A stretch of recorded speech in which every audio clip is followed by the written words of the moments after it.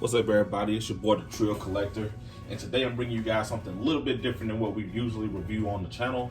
I know typically we review Dragon Ball stuff, anime stuff, but today I'm bringing you guys something that I'm also quite passionate about, and that's about fighting games. Okay, and as you may know, if you've been living under a rock for the past 20-something odd years, this guy needs no introduction. You know who he is: Sub-Zero from Mortal Kombat 11. Or should I say just from the Mortal Kombat universe in general. One of the main characters, one of the most standout characters in video game history. You know, if you don't know any other fighting game characters, you know Scorpion and Sub-Zero. If not from their abilities, from their, distinguished abilities. One is more in tune with ice and the other is fire, but something simple as just the color of their ninja attire, blue and yellow. Everybody knows who those guys are. But yeah, this is Sub-Zero. This statue comes from Diamond Galleries. It's a diorama from the Mortal Kombat 11 game. I really like this piece because it is a Mortal Kombat 11 piece, but it gives a nod to the old school Mortal Kombat, from Mortal Kombat 1, Mortal Kombat 2, etc. By me saying that is because of the attire that he is wearing. He is wearing his classic ninja attire from the very first game that made him so iconic. I remember being a kid in like third or fourth grade, and a couple buddies of mine, we would take notebook paper and we would try to draw the Mortal Kombat characters. And I remember, drawing a Sub-Zero and Scorpion, Reptile, you name it, we pretty much did it. So picking this piece up, really does something for me, because it takes me back to a time to where things were much different, and things were a little bit more innocent back then, so awesome piece. Getting into the actual sculpt of the figure, as you can see, he's like in a standing pose, as he's off, like warding off an attack, or he's about to go on the offensive as far as trying to attack someone, or he's trying to, like I said, trying to ward off someone attacking him. Awesome decision in that. Displays his abilities to a T.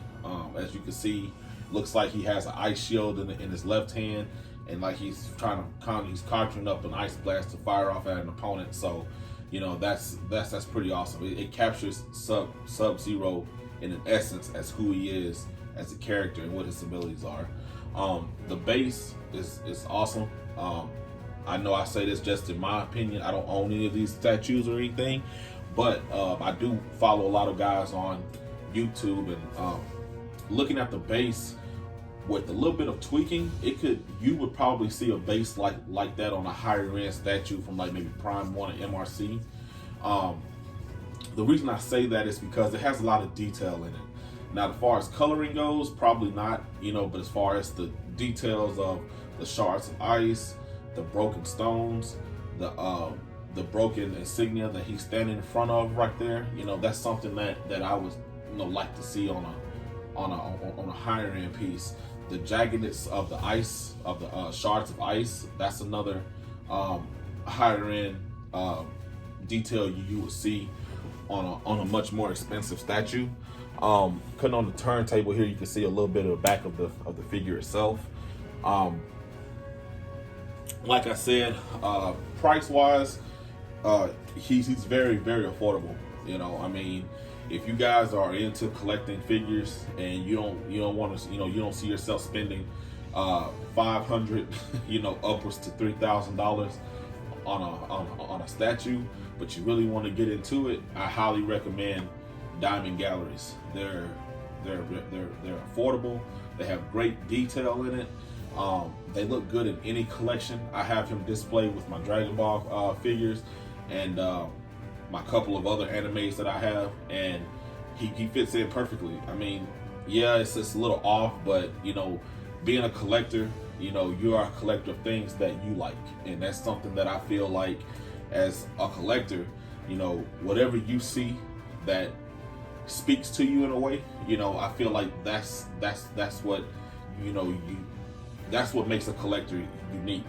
They're a collector of things that brings them back to a simpler time, or just brings back memories of when things were much more innocent, you know. So, you know, that's why I collect the things that I collect. I have 5 kids, and out of all those 5 kids, I only have 1 son. So my son is really into collecting as well. He likes my figures. He asks about them all the time. So, you know, this is something that me and him, I'm trying to get him into collecting as well. But, you know, with him being so young, you know, he thinks that it's just like, you know, like a regular toy or something. But yeah, that's just, you know, it's just something that really, you know, takes you back to a time of just being like, hey man, I remember that, you know. So, but yeah, getting back into the actual figure itself again, look at the back. You can tell that the back of his ninja attire is weathered. It's kind of dirty looking, because like I say, if you're familiar with Mortal Kombat, you know how intense those battles can get with those individuals. A no holds bar fight to the last man standing tournament, you know. So, you know, it gets pretty gritty and pretty violent and gory at times. So you can see that he of course has been through a lot of that, you know. I really like the concept of the base, and I know I talk about the base a lot, but I just think that's an awesome base for the price that this statue was priced at. You know, like I said, very inexpensive, very inexpensive statue. You know, I kind of took it like he's fighting in front of the Lin Kuei Temple, possibly, or he's fighting, you know, maybe in some Arctic realm or something. But, you know, it's one thing I thought about. There really aren't too many Arctic realms in Mortal Kombat, you know. So I kind of took it like he's either fighting at the Lin Kuei Temple, warding off an offender, or you know, he's on front of Shang Tsung Island, you know, fighting in the first tournament, you know. But this figure stands roughly around 9 inches tall. Last time I measured. Base is around 6 to 7. Probably a little bit longer than that, give or take a few. But yeah, I mean, it's an awesome piece. Really recommend this for any collector. If you guys, like I said, if you guys are looking to own a statue that's not going to break the bank, that's not going to put you in a financial strain, I really recommend Diamond Galleries. Those guys really have some awesome pieces, you know, and they pretty much stand out in any collection, you know. But with that being said, with it being so inexpensive, there are flaws with it. You know, you're not going to get the real human-esque type looks like some of those $3,000 statues that you get.